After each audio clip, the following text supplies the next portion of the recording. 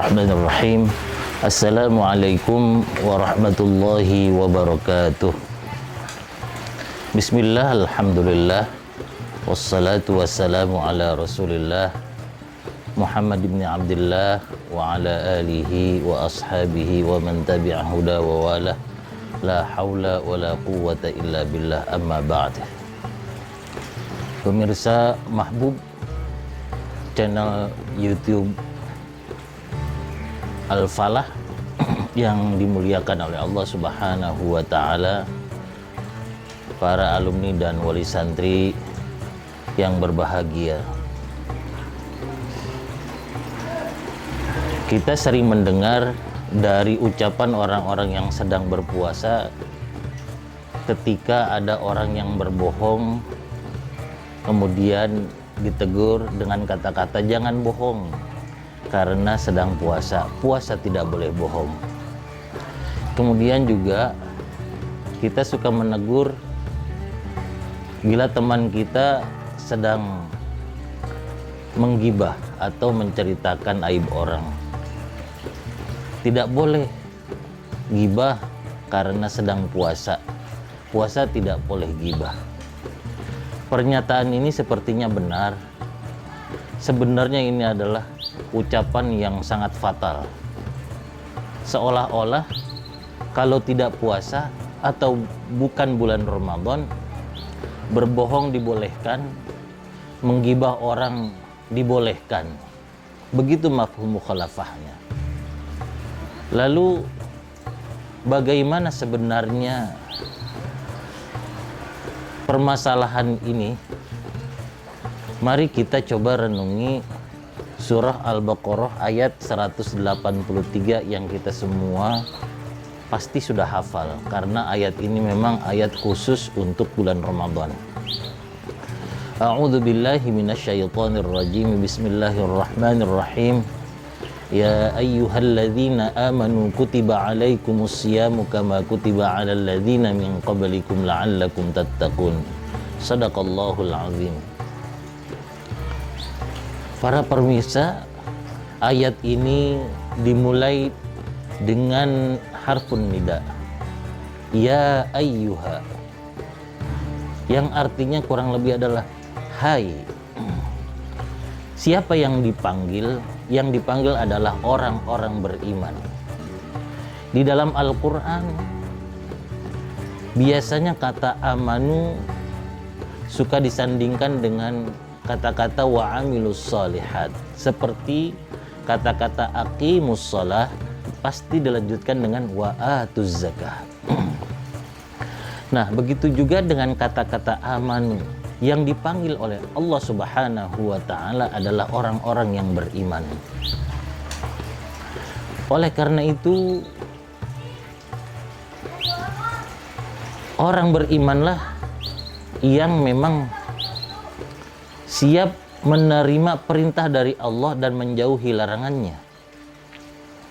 Kemudian juga di dalam Al-Quran juga biasanya kata amanu itu dilanjutkan dengan perintah bertakwa. Kenapa? Karena kata Nabi Muhammad sallallahu alaihi wasallam al-imanu uryanun walibasuhut taqwa. Iman itu telanjang dan pakaiannya adalah takwa. Oleh karena itu dalam ayat ini perintah puasa dilanjutkan dengan tujuan dari puasa itu, yaitu bertakwa kepada Allah Subhanahu wa Ta'ala. Mari kita kaji satu-satu. Dipanggil orang-orang yang beriman untuk berpuasa di bulan Ramadan. Kenapa? Karena memang hanya orang-orang berimanlah yang siap menerima perintah dari Allah Subhanahu wa Ta'ala, terutama ibadah puasa ini. Dan ibadah puasa bukan hanya diwajibkan bagi orang-orang atau umat Nabi Muhammad saja, tetapi juga diwajibkan kepada umat Nabi sebelumnya. Tujuannya apa? Tujuannya tidak lain dan tidak bukan la'allakum tattaqun, agar kalian bertakwa. Di sini menggunakan kata-kata la'alla. La'alla dalam gramatika bahasa Arab maknanya ada dua, litamanni dan litaroji. Litamanni artinya adalah khayalan akan sesuatu di masa yang akan datang. Kemudian litaroji bukan hanya sekedar khayalan, tapi itu adalah harapan yang bisa terjadi di masa yang akan datang. Oleh karena itu, orang yang berpuasa diharapkan dia menjadi orang-orang yang bertakwa. Tapi ini bukan pengandaian, ini adalah sebuah harapan yang bisa terwujud. Puasa bisa membentuk menjadi orang-orang yang bertakwa. Tetapi berdasarkan kalimat yang tadi di awal saya sebutkan, kadang orang hanya bisa bertakwa atau tidak mau berbuat dosa di bulan Ramadan saja dengan alasan sedang puasa, atau ini Ramadan tidak boleh berbohong, tidak boleh membicarakan orang dan lain sebagainya. Padahal di sini menggunakan la'allakum tattaqun, menggunakan fi'il mudhari yang maknanya hal wal istiqbal. Hal artinya sekarang. Jadi memang di bulan Ramadan ini kita dibentuk oleh Allah Subhanahu wa taala untuk menjadi orang-orang yang bertakwa. Tetapi maknanya bukan hanya hal saja, tetapi istiqbal, yaitu diharapkan kita di bulan-bulan berikutnya, terutama 11 bulan setelah Ramadan, masih menjadi orang-orang yang bertakwa. Kita bukan hanya bertakwa atau takut kepada Allah Subhanahu wa taala di bulan Ramadan, tetapi juga 11 bulan berikutnya. Oleh karena itu, ketika kita tidak mau membicarakan aib orang, bukan hanya di bulan Ramadan saja yang diharapkan, tetapi 11 bulan berikutnya. Dan begitu juga ketika kita tidak mau membicarakan aib orang, bukan hanya di bulan Ramadan, tetapi 11 bulan berikutnya. Kemudian di bulan Ramadan, bila kita gemar membaca Al-Quran, seharusnya setelah Ramadan kita lebih rajin lagi membaca Al-Quran, karena tujuan dari puasa itu adalah la'allakum tattaqun. Puasa adalah bulan pendidikan. Pendidikan berhasil apabila 11 bulan berikutnya memang kita lebih baik dari bulan Ramadan, atau minimal sama dengan bulan Ramadan. Di bulan Ramadan kita senang bersedekah. Pendidikan tentang sedekah di bulan Ramadan itu berhasil apabila 11 bulan berikutnya kita masih senang bersedekah. Kemudian juga di bulan Ramadan kita senang baca Al-Quran. Harusnya 11 bulan berikutnya kita juga lebih rajin lagi, atau minimal sama dengan bulan Ramadan rajinnya membaca Al-Quran. Hadirin yang dimuliakan oleh Allah Subhanahu wa ta'ala, kenapa sih Allah menginginkan kita menjadi orang yang bertakwa? Karena banyak keutamaan yang diberikan Allah kepada orang yang bertakwa. Yang pertama adalah orang yang bertakwa akan senantiasa diajarkan oleh Allah Subhanahu wa ta'ala tentang ilmu, padahal dia belum pernah mempelajarinya. Kata Allah di dalam akhir Al-Baqarah, wattaqullah wa yu'allimukumullah. Bertakwalah kamu kepada Allah, niscaya Allah akan mengajarkan kamu dari apa yang kamu tidak ketahui. Kemudian yang kedua, di dalam surah Al-Anfal, Allah Subhanahu wa ta'ala juga berfirman, kalau kita bertakwa kepada Allah, in tattaqullaha yaj'al lakum furqana.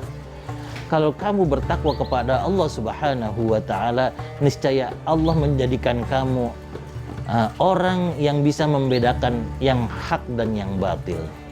Yang halal dan yang haram. Seandainya kamu belum tahu, maka Allah akan hujamkan pengetahuan tentang itu.